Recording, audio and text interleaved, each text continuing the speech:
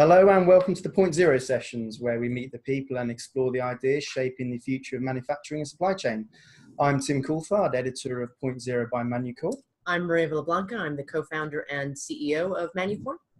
And today we're delighted to welcome Allison Grealis, who is President of Women in Manufacturing. Welcome. Great, thanks for having me. It's our pleasure. So firstly, I know a lot of folks in the US will be aware of some of the work you do with your organization, but for our kind of viewers around the world, maybe you could just start by telling us a bit about what Women in Manufacturing is as an entity, and what your key goals are and how you go about achieving those. Sure. So Women in Manufacturing, we're a national trade association. We are headquartered in Cleveland, Ohio, and we were formed in 2010, 2011. Specifically with a mission to support, promote, and inspire women in manufacturing. So our work began because we saw a shortage of women in the industry, and for those that had already selected careers in manufacturing, we felt that there was a need to better support their efforts and to be a network that they could tap into as they look to advance their career. So present day, we serve a little more than 1,000 individual members. We have 50 plus corporate partners that we work with very intimately on strategies and direction for the organization, and then we as well, those 1,000 individuals that we represent, they're connected to more than 750 unique manufacturing companies of all sizes, those small, mid-size, and large size, even global too. Right. Well, you just mentioned about you were set up because of the shortage of women in manufacturing. What do you think have been the biggest factors that have contributed to or perpetuated the shortage of women in manufacturing? We cite what we believe to be the biggest shortage, or the reason, the biggest factor contributing to the shortage of women in manufacturing is really an image perception issue. So we talk to many young women about careers and where they aspire to be someday. And unfortunately, too often, it's not manufacturing. And we believe that it's because they don't understand what those modern opportunities are in manufacturing.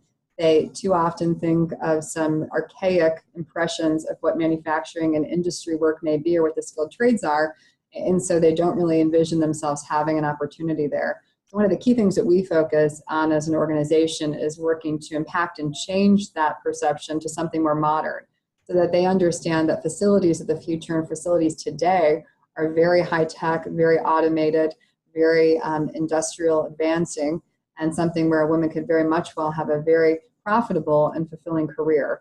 One of the ways that we work to achieve that is through our Hear Her Story campaign. So when we first got started, we knew that unfortunately what people thought of as modern manufacturing and modern women just wasn't understood. We thought people still kind of harnessed around this iconic image of a Rosie the Riveter, who was not what the current modern Rosies look like. So our Hear Her Story campaign has now profiled 50 plus more women and talking about a day in the life. So here's what women in manufacturing in today's facilities are doing, and helping women better understand how their interests may align with some of those positions that are being filled by very successful women today. And so are there any particular examples from that campaign that spring to mind when you talk about it? There must be a few that really sort of set the standard in inspiring younger women coming into the industry. Sure. So there were a lot that left an impression on me, and I think others as well. Some of the stories related to, at a very early start, many of these young women just enjoying these simple things of being able to take things apart and make them. So our chairperson, for example, who now works at Ingersoll Rand, just was at the conference with me yesterday in Washington and she was one of the people we profiled, and talked about in an early age liking to take apart, for example, a remote control and putting it back together and testing herself. Did it go on? Did it work? Did it operate? And that's what we heard from many of these women that we profiled, that very early on they wanted to be a problem solver. They liked to kind of tinker with things. They liked to make things.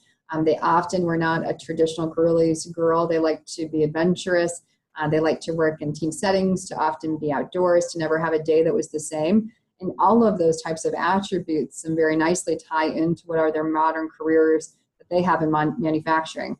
As all of you, I'm sure, hear from your manufacturing cohorts and members, no day is the same. It's constant problem solving, figuring out solutions, dealing with customer and supplier and relations and issues. So all of these skill sets that many of these young women that we heard from as we profiled them, that they experienced as a young youth, have definitely become applicable in things that they could enjoy in their current professions. You talk about manufacturing as a whole having a bit of an image issue with regards to, I think I read something that you wrote about manufacturing being a dark industry, you know, like a dark factory, people having something like that the factories aren't necessarily an attractive place for anyone really, let alone women. Do you think that's an issue with branding that the industry is trying to overcome right now? What exactly are they doing about it? I think all manufacturers get the fact that there's definitely an image issue, that it's just a lack of understanding. And I think it's not even just the potential candidates, but it's a real campaign to educate parents. So in the US, we launched something called Manufacturing Day and Manufacturing Month that happens in October. So the first Friday of every October, we call Manufacturing Day. And it's a day where we encourage modern facilities and all manufacturing facilities to open their doors to parents, to students, to career counselors, because it's not just a student that we need to change that perception, but equally important, those counselors and the parents that are helping guide and endorse decisions made by aspiring youth. Because if a mom, and we often believe, and we still feel firmly, that moms unfortunately are not too supportive advocates, that they don't necessarily get the fact that, hey, John might not be suited for a 4-year degree, but better would be suited to go into a manufacturing career. So we do a lot as it relates to that, and we see companies doing it as well. On television and advertising campaigns, there's a lot being done to show what modern manufacturing is, and as well taking that youth perspective and then applying it to a manufacturing facility. GE has done an excellent job in doing this. So often when I speak nationally, we talk about they and others who have invested a lot of time, energy, and resources into combating this. They have a whole campaign about a young girl named Molly, and how she, again, at an early age, liked to fix things, make things, tinker with things. And then they show her now working on jet propulsion engines. And it's taking these modern stories to say that anyone or many people could really find something very rewarding in manufacturing. And do you think that there's also a historical issue with regards to education as a whole in terms of trying to attract girls into STEM? And now seeing that as a viable option for them, and then eventually going into manufacturing from there? Sure. So we work with lots of STEM education partners, and our chapters have been great vehicles for us. So we, just being in Ohio, we know we can't reach everywhere. So we've got members throughout the globe, mainly in the US, but looking to explore globally. And what we're finding is that chapters have been really influential for us to get to the classrooms, to work with educators, community colleges, to work with Girl Scout troops who work. I've had conversations with them nationally to figure out how do we get education about engineering and technology and manufacturing careers to these younger women. I have a daughter who's in 6th grade, and it's something that I know she's even been exposed to. And I know when I was a 6th grader, that was not the case, that I was not talked to about these different opportunities or even engineering as a potential profession. So I think we're making great inroads, but there's still lots of work to be done. I was just going to say, where does it start, or where, because we talk about STEM. I remember thinking about that back in junior high or high school. But in elementary school, you talk about being in 6th grader. Right. What about kindergarten? What kind of programs are there for girls in general to tinker with things? There are lots of programs now. There's lots of camps that are sprouting up all over the place. A lot of national trade associations are dedicating resources. And again, our chapters that we've got that are state-based and now getting even to be metropolitan-based because we've had such an interest. Those have been working very closely with educators, again, with local institutions to help do those types of things for even younger children, as you mentioned. So getting to classrooms of kindergartners, and how great we look if we could get something implemented that maybe was part of curriculum standardized where people were exposed to these manufacturing solutions and opportunities. It's interesting because I'm a parent to a 6-year-old girl myself, and what strikes me from listening to this conversation is that while the industry itself can do a lot to create the opportunities and the initiatives and the campaigns, 6-year-olds aren't in the habit of choosing what they do with all of their time. They also have to have the opportunities presented to them. So I guess there's also a kind of public side to this, which is, as a parent, are you encouraging that behavior? I buy my little girl Star Wars Lego all the time, partly to indulge my own Star Wars, but also because she shows interest in the construction and the mechanical skills side of it. And I think anything that I can do as a parent to promote that and to support that is a first step to then, when these more formal opportunities come about through different organizations, that she's aware of those concepts, she's aware that it's something of interest. So it's important that we underpin that. What I was going to say as well is what you just said about how attracting, telling parents that manufacturing is a viable option. I liked what you said about that, because think back to when we were kids, if you went to your high school guidance counselor or talked to your parents about the kinds of careers that you wanted to have, working in a manufacturing plant wasn't necessarily something that they pushed unless you came from a manufacturing background. Right. Right. It really, I think to your point, to both of your points, it really does start with parents. I see for myself as a responsibility of a parent of a 6th and 7th grader that I've got to educate them. I'm in it all day. I get to go to amazing facilities, be inspired by phenomenal women. And so I make it a point to come home from those trips and from those experiences to share with them the cool things that are being made. I bring them back components and parts and show them end products. And it's interesting because I am having an impact. My son just recently told me, Mom, I think I really might want to look into engineering. I like math. I like problem solving. I think this could be something really cool. Plus, you like the financial piece of it. But sharing with them that an average salary of an engineer at Boeing or one of these large companies can make a significant amount of money, and it can be a very stable and rewarding career. And to me, it's the parents' responsibility. It's us helping these girls realize these opportunities early. And I think, lots of things can be done. Schools doing, field trips and plant tours to see real manufacturing in action. I know that kids often go on plant tours to science centers and to museums. That's great. But how great if we equally encourage these schools and these educators, bring them to a top-notch manufacturing facility, show them production live, show them the products that they're touching and using every day being made. That can be the innovation, the automation, the use of robots, the use of smart manufacturing, and Industry 4.0 should make manufacturing a very hot and attractive place for people to be in years to come. One of the things that our members keep talking to us about is getting millennials and getting a newer, younger generation interested and involved in manufacturing. So let's say we've talked about getting girls interested in engineering, in STEM, in manufacturing. Once they do decide to choose a career in manufacturing, do you think that the culture within organizations now supports that growth, that innovation, that curiosity perhaps to tinker? I definitely believe so. When I go on facilities, which I, again, have the great opportunity to see many facilities in the course of a month, I think they're being reflective of trying to attract a diverse workforce. So not only by generation, but I think by gender as well. And it's not just women, for example, that want flexibility. It's millennials who want flexibility, and they want work-life balance and integration. And the same can be said for men of today's generation. So companies are being very serious and cognizant of this key need and this desirability that these new generations of talent want. And you can see it in the scheduling that manufacturing facilities are exploring how to be more flexible in those spaces, looking at community service projects and partners where they're giving back to their communities locally, as we know that's something very important to lots of generational individuals and genders. So I think companies are more responsive present day to make themselves an attractive place for these individuals to work. I mean, let's face facts, the whole nature of work is undergoing transformation at the moment, whether that's the gig economy, whether that's remote working, whether that's being able to monitor production from anywhere in the world. So I think you're right that there are obviously pertinent aspects to women in manufacturing, but there are pertinent aspects to anybody in manufacturing. Right. And I think it's actually a cool thing. I think that, millennials often get a bad rap, but I think that they're driving some change that I think all of us in all generations have been wanting for a while. Who doesn't want to have flexibility? Who doesn't want to use your time most wisely and be most efficient? And so I think a lot of these things that just happen to be classified as millennial issues are people issues. And I think all companies are really taking great strides to be responsive to that.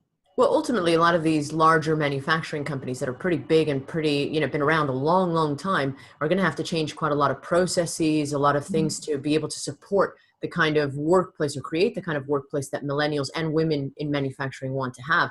They also have to compete with regards to recruitment and retention, with, the likes of the Silicon Valley and really innovative, exciting new startups. Yeah, it's not just technology. You say disruption, people think tech and whatever, but disruption in terms of how we think about work, how we think about employment, our mission to come in and do something amazing in the course of a working day. So I think this is a part of a wider discussion, right, about how do we think of work, how do we think of company, what's our relationship with our employers. So we're kind of easing away some fairly profound issues, I think, at this point. Yeah.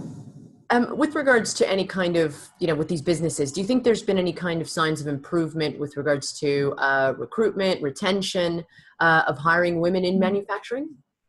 We believe so. I mean, that's what we're seeing from our, again, as I mentioned, we've got 50 plus corporate partners that we work with very closely. So aside from just having maybe a single individual involved with us, they're real partners with us on providing information more about their operations, their process changes, and we are seeing improvement. So, since we started our work in 2010, 2011, women in manufacturing in the U.S. was representative of about 27% of the workforce.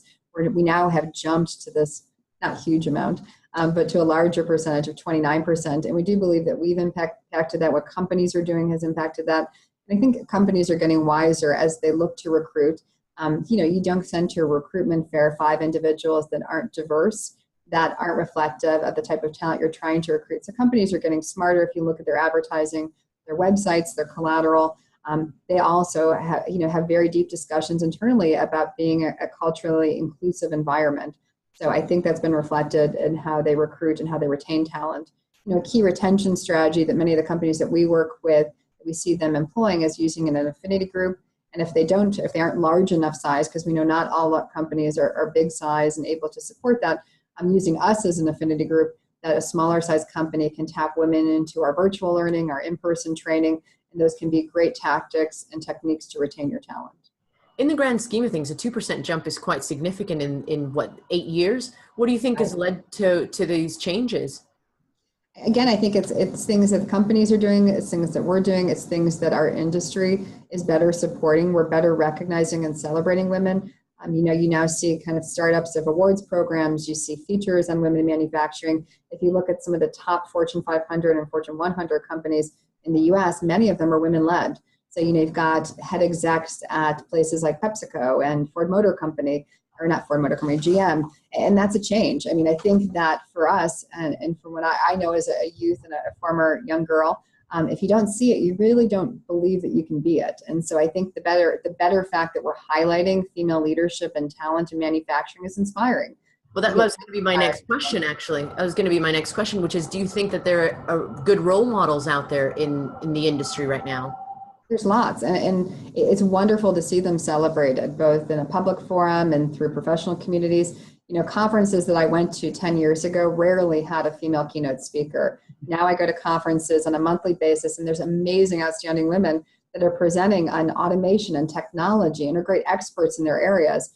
And so I think everybody's getting the fact that there are some amazing women out there, that it's a great thing to highlight them, to highlight the kind of diversity within their company. And so I do think it's more prevalent and I think impacting that percentage. As you know, we have a community of manufacturing leaders, and we talk to them a lot. And the issue of diversity and women in manufacturing is something we tackle often at our events. And all the conversations we had, everybody has very good intentions around this. Yeah. I think that's fair to say. Mm-hmm. And so the conversation will start along those lines, and then we get to the point of saying, what are you going to do next about it? And in some ways, it's a complex topic, and they struggle to understand where to take those first steps, which is an entirely human reaction, right? When you've got a big challenge, you kind of chip away at the edges, but you don't really get into the meat of it. So, based on your experiences, what would the advice be for manufacturing leaders in terms of how they can start to change their own organizations and make positive change happen? Well, I think it's by designing real tactics. So we see a lot of companies, for example, who have a great audacious goal of getting to some certain number or to some certain percentage, but you have to have real tactics behind it. So how are you really going to execute it? While you may say that you support women in manufacturing or you support diversity, what does that mean? And so the best performing companies that we work with really do have a plan of action. So one of those, again, not just to cite GE, is that they have a plan to get 20,000 women in technical positions by 2020, and they have a real plan. And you'll see it, and it's evidenced by the amount of advertising they're doing. That Molly story that I mentioned about the jet propulsion engines, that's just one of a four advertisement campaign that they've done, again, to showcase women in technical fields to get to that certain target by a certain date. So companies really do have to have a very robust plan in action. I think also there's lots to be done with changing the culture of leadership. So looking at the leadership teams at many of these organizations and making sure that they're living, breathing, whatever these plans or these things that are being espoused by the entire organization are really coming to fruition.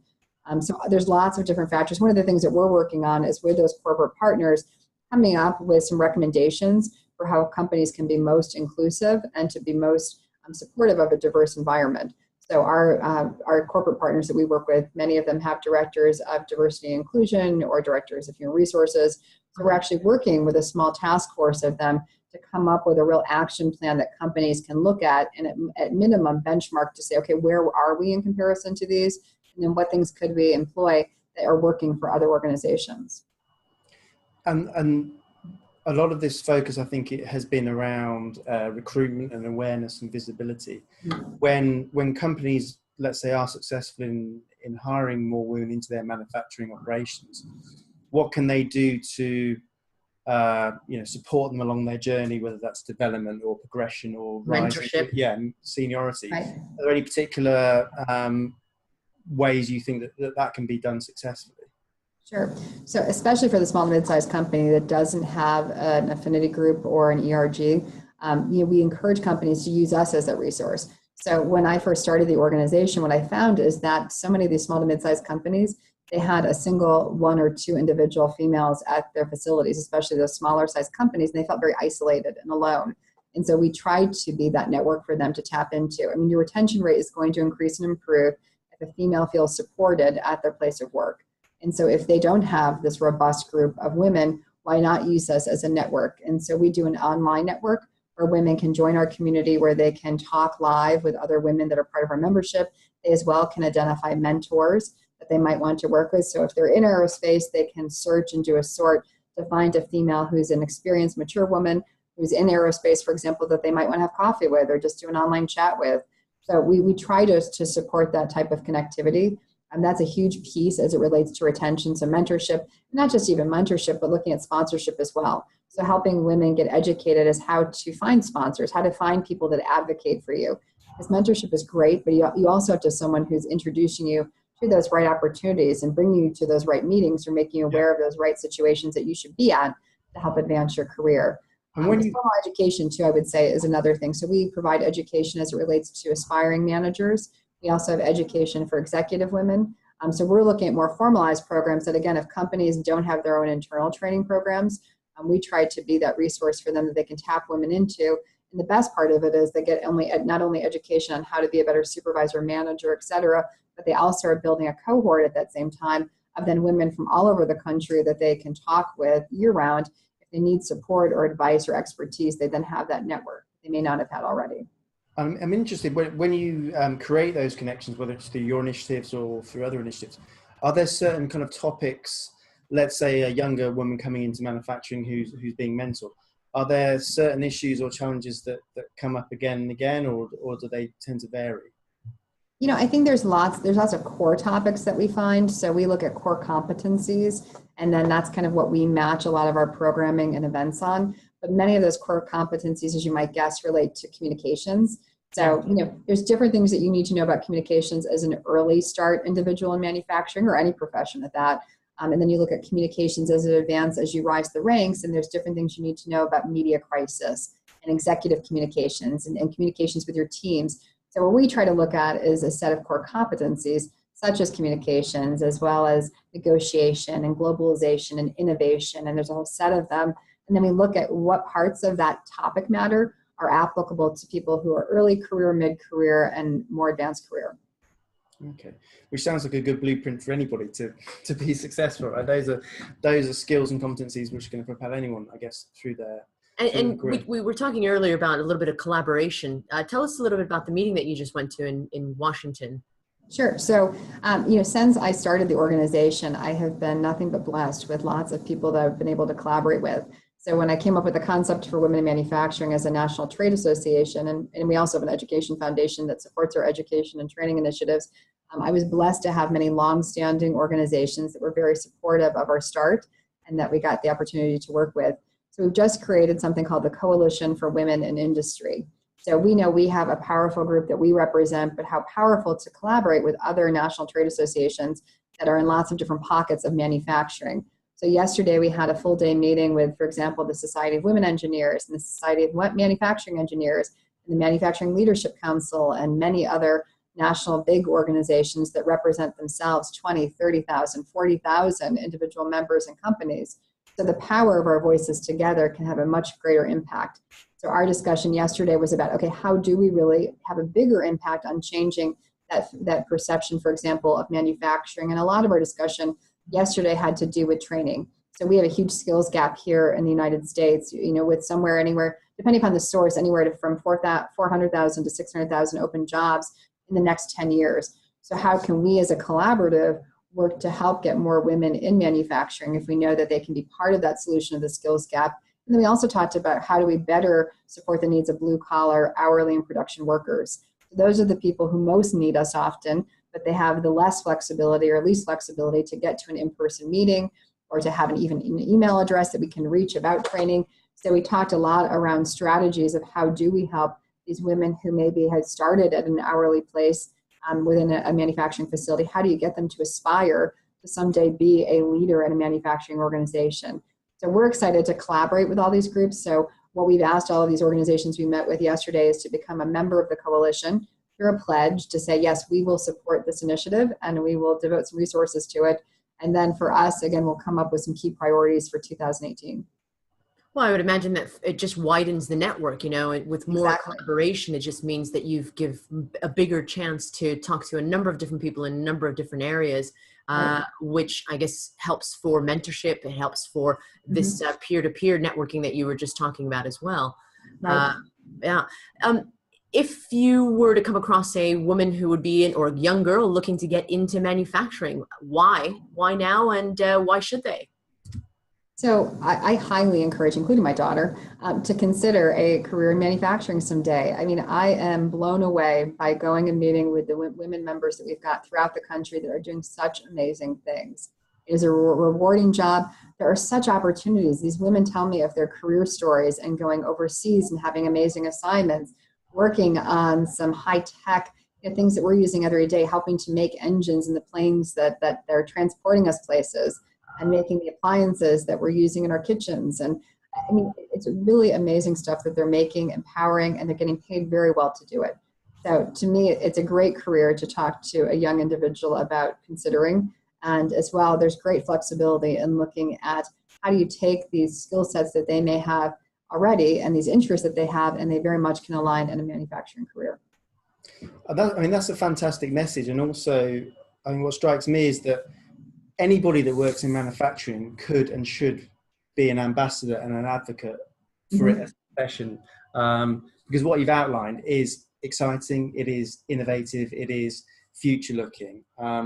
So I think, to the members of our Manucore community who are watching this, they might be looking for ways to be involved with programs within their company, but I think it's also a powerful message to say, what do you do when you go home or when you're with friends or family at the weekend? Are you an ambassador for manufacturing as a career choice? Because I think, the messages you just outlined reinforce just how valuable it could be. So that's another challenge for all of anybody else that's watching, is that spread the word. You don't necessarily have to be part of a big initiative as well. You can just be a one person advocate for that change. Right. And having associations and like yours that lend support to big corporations and small and medium-sized organizations that may lack the infrastructure or processes to support women in manufacturing, I think is just absolutely fantastic, and something that will help get us to perhaps larger than 29%.